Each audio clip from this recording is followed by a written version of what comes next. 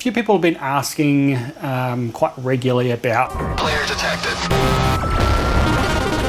Begin sequence. The MAME box that I have behind me, and specifically the triple screen setup with the marquee and of course the flyers at the back. Let's dive straight in and take a look at HyperMarquee and how it is set up. So guys, the first thing I'm going to point out here is the hardware setup here. So you can see I've just got a normal main screen here, which most MAME people would be running. I've got a secondary screen here, which is this sort of bar screen, which is typically used in you know, sort of advertising display type use cases. Certainly not usually used for a marquee. Now it is actually slightly slimmer than what a normal marquee would be, and I have seen that there are some newer ones, or different ones basically, of different sizes. And there is a one that's actually wider, but I believe it's or taller, but I believe it's actually wider than a normal cab, so you need quite a big cab to put it in. And I have to say, guys, A, they're very expensive. They're not cheap at all. B, the quality isn't great. Now, having said that, I know it actually probably looks pretty good through the camera here, and to be honest, it is a nice picture, but the blacks aren't really black, and you will see, you know, a bit of grey in black areas. This looks quite nice because it's all very, very colourful. The other thing is that they're quite weird in that they are, the scene in Windows is actually a full screen. And I think the native resolution on these is only, what, 1024 by 768, is that right? Low resolution. God, I haven't said that for so long, I can't even remember it, guys. But anyway, it's a fairly low resolution, but it actually, the Windows thinks it's actually a full-size monitor here. And the funny thing is when it boots up, you'll only see the top part of the screen, and it's actually displaying everything else as it boots, because this is the primary screen when it boots. Everywhere else, and it's a bit of a pain in the neck actually, because if you get an error or some sort of problem happens on boot, you can't see it. So I have to go and swap the screens around, and I probably could have reorganized that better, guys, but just be aware if you do pick one of those up that that's how it works. And I think with that, from memory, that's why HyperMarquee was so good, because I could position the window perfectly up the top of the screen. You know, this other, if it was central, it would be in the bit that you can't see here. Hope that makes sense. So anyway, that's the second screen, and then at the back here we've got effectively a Samsung TV put on its side. Quite a nice picture, this actually. It's quite old now, and this is actually running several instances of HyperMarquee, and you can see down the bottom here we've even got showing the cabinet and the control panel.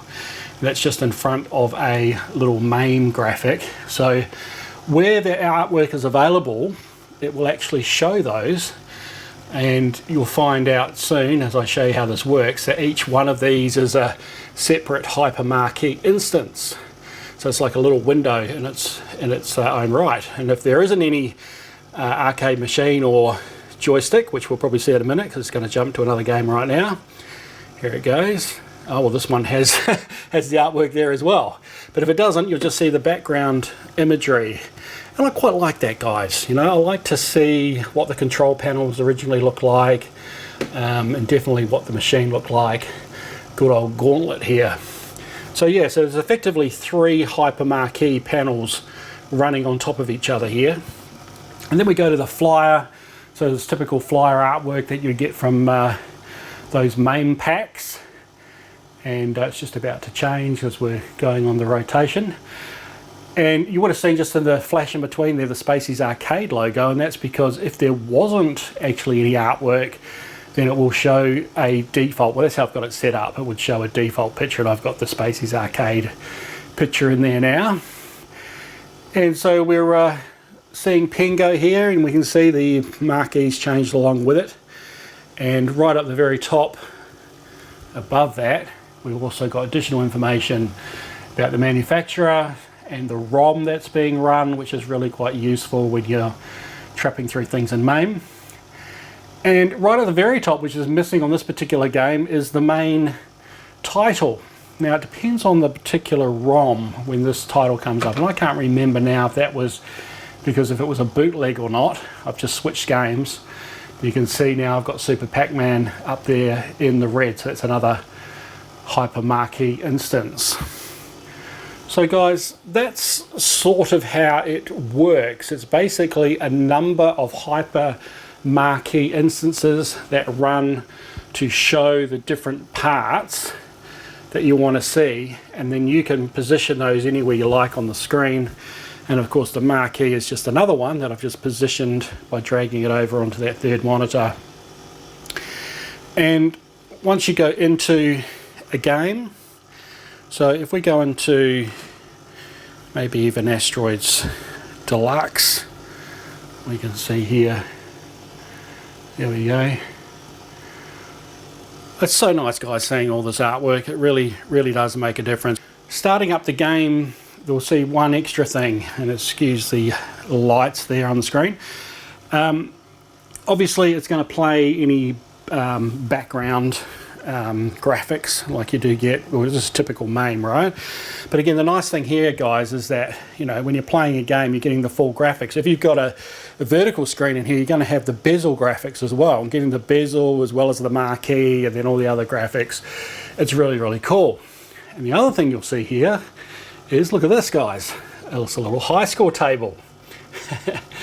And I could probably do this a little bit better and actually have sort of like a black background to that to make it a little bit clearer, or even just a nice scoreboard graphic would be really cool. Yeah, HyperMarquee is loading that as another instance for games that support it, and it will trap the high scores. And of course, you know, for Asteroids Deluxe, that's not something that you would see. You can see at the top here we've actually got the, there we go, there's the high scores there. And you can see they are the high scores there. So yeah, I just find that to be really cool. Let's hop out of here and take a closer look. Okay, we've got the lights out now, so hopefully we'll have less glare on the screen. But you can sort of see now with the lights out, you can see the back of that, see that black, sort of looks a bit nicer than it usually is. In fact, I did actually do a change in Windows to change the color profile, and that allowed me to really sort of darken it off as much as possible, so it actually looks better than it normally does. But once I zoom out here and get all the brightness in sync, you can see that it's not perfect. Anyway, let's hop out of Asteroids. The first thing I want to show is that HyperMarquee has effectively two key programs. So there's HyperMarquee itself, and there's what's called the EDS, or the Event Dispatch System. So I'm just going to open up HyperMarquee. It comes up with this little interface here. Now we're not going to, you would normally do a new marquee and go through that process, guys. What I'm going to do is just go into an existing marquee and show you that. So in here we've got a configuration file for each of those individual sections that I was showing before. And so if we find the top one here that says flyer artwork and we open that up, this now is going to open up the flyer. So we'll see up the top here we go, we've got the flyer opened. And of course, because it's just running on its own, it's opening up the default graphic. Okay, so now if we go up with the mouse here, and if I just click up the top, you can see it now opens up a menu. On here we could actually click to move the screen around. So this is where you would actually pick it up and potentially move the position of the window for where you want it. And then once you put it to where you want it, you just close out of here and it will save that position. And what I'm going to show you is just going into the edit mode, into application preferences and settings, and this now will give us all the settings. Now the settings are going to come up on the other screen, so let's flick down to that. Okay, and this is the main screen. It's now showing effectively the configuration for that flyer. Now this is a little bit of the confusing thing, guys, when you first use HyperMarquee and you set it up, because you look at here and you go, well, there's nothing set up here under global settings. And it does take a little bit of playing around, and again, I'm not going to go into the details of everything in here, guys, because that just turns into a massive tutorial that's going to take hours. Having said that, there is a help file that comes with it, and you just persevere with it, because it just takes a little bit of knack to get around. And I haven't been in here for a long time, actually, and so even for myself doing changes in configuration, I'd probably have to relook stuff up as I go. But the bottom line is that there's different types of marquee. So the marquee that we're using for the flyer is a graphical marquee. It's not a text-based one, and so therefore it's going to use, and it's not a high score, so there's that high score one here that actually shows the high score, so it has a special tab on its own. So what we want to look at is the one that says artwork. Now if we go to artwork, now we've got some information in here. So really this is all I needed to set up to get that background flyer to show. Okay, so you can see here I've got the main artwork file. It's looking for under MAME images artwork, and that's where I've got all my flyers, and you can see it's got in brackets file name, and that's because that's effectively like a wildcard. So depending on what game is currently running, the HyperMarquee is going to detect that, and I'll show you how that happens in a minute. And when it detects it, it will replace obviously the file name of the MAME ROM in here, and then load up the flyer of the same name. Now if there's not, it's actually got here, see, it's got the first alternate artwork, and it's got a number of other alternate artwork you put in here as well. So this is my default flyer, which shows the Spacies Arcade. So it's as easy as that to set this up, just to show that flyer. And down the bottom here, it's got some other options. There's things like cycling artwork, you can have it cycle through. So you might even have a window just sitting to the side, guys, cycling through all your flyers, you know, just separate to the side of your arcade. It's a whole range of ways you could use this. It's actually a very, very powerful system. Again, it's just a little bit tricky to get your head around when you first use this, this interface. It has shaders as well, where you can do things like fade effects and transparencies and stuff like that. And again, I'm not going to go into all of that, because that again would be a tutorial that I really don't want to get into right now. But at the basic level, you can see how we've just loaded up the flyer marquee, and at the moment only one HyperMarquee instance is running. So if we go down to the bottom of the screen here, when we have a look at what is running, if I highlight there, we can see we've got the actual Spacies Arcade screen, and we've got the configuration. So what we'd expect to see here, guys, when we have a lot more of the screens running, is all of them, an instance for every single component that I've got set up here. So guys, I hope this is making sense. So now if I close this, it's not going to change obviously because we're not running MAME. So how does it know what to change? How does it actually hook into Hyperspin, because it's really coming off the back of Hyperspin? And I'll show you that now. So what we're going to do is we're going to first of all close out of here. And the next piece of trickery to this program is the program called the Event Dispatch System. Now on the HyperMarquee information site, which is by the way on the Hyperspin site, guys, I'll put a link down below for HyperMarquee, of course. You need to get a separate program called the Event Dispatch System, which works alongside this particular program. And again, when you first sort of come across this stuff, guys, you sort of think, what the hell is going on here? But it all makes sense once you've used it for a bit. And basically what this program does, this actually runs silently, and it's effectively a program that's going to fire off the expected or the configured HyperMarquee windows that you've configured up when certain events happen. So for example, when you're in Hyperspin and you're selecting a game, as soon as you click on that particular game, the event dispatch system is then going to go, oh, okay, you've done a certain action I'm going to start up one of these, or one or more of these HyperMarquees that you've configured. And that's basically what is going on in this particular program, is you're setting up and saying which ones of your configuration files.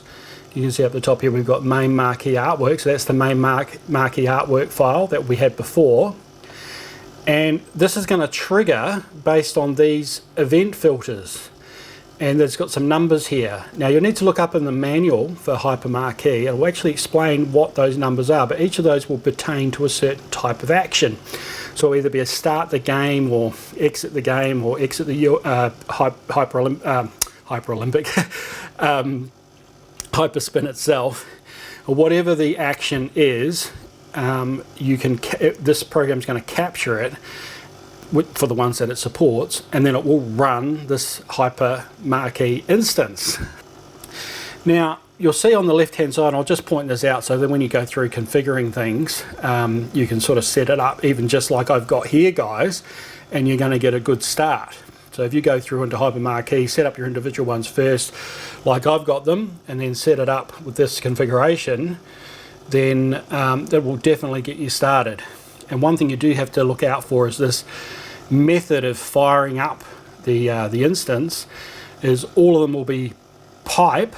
It's just the way that it fires up. I can't remember the technicalities of it, as opposed to CLI, which I think is the command line interface. And you'll see that CLI for the command line interface is set with LED blinky. Now why is that?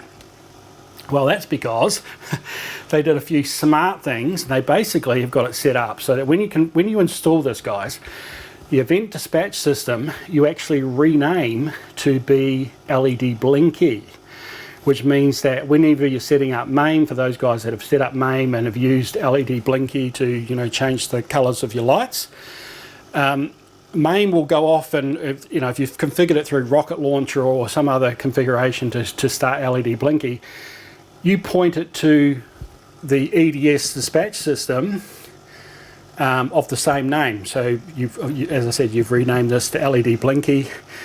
MAME or Rocket Launcher fires off LED blinky and it opens this instead. And when it opens this actually then opens the real LED blinky.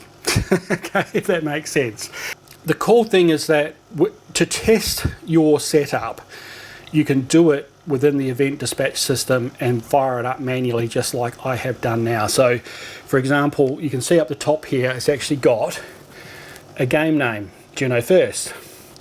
And this is running it from what system? Arcade Classics, which is the hyperspin wheel that I've got set up for certain MAME games that are classics. And it's got triggered here an event of 3. So if I actually test this with the event of 3, now 3, if I remember, because I'm looking at the events here, I can see 3 is pretty much on all of them. So that must be 3, must be like the initial start, I think. Start game. Again, you'll find this out, guys, in the manual if that's correct or not. But this is a nice way to test it. So you can say, well, I want to test that particular event. So you could test any of the other events as well, of course.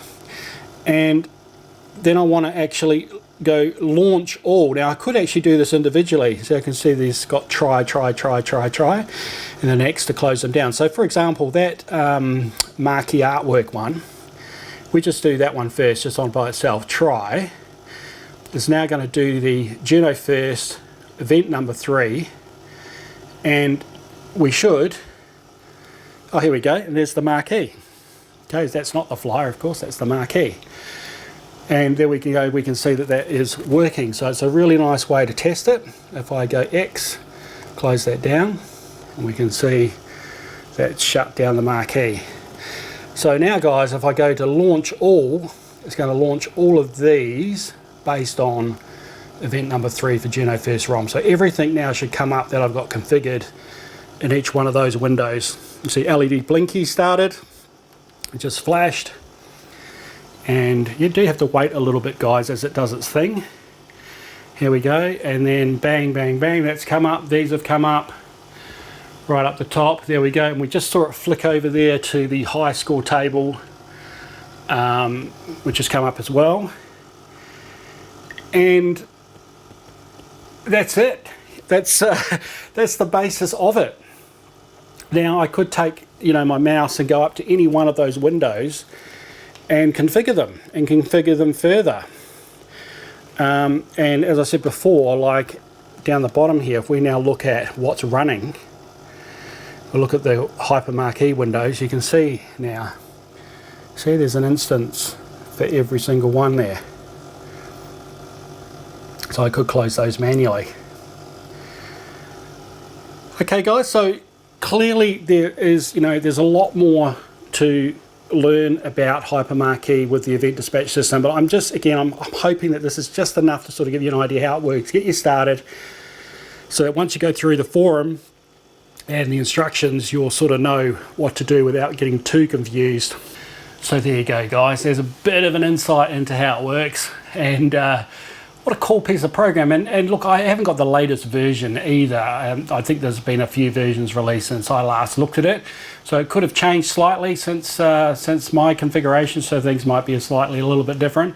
And that's it guys, that is the end of this particular video of the configuration for HyperMarquee. Thanks for watching. You belong.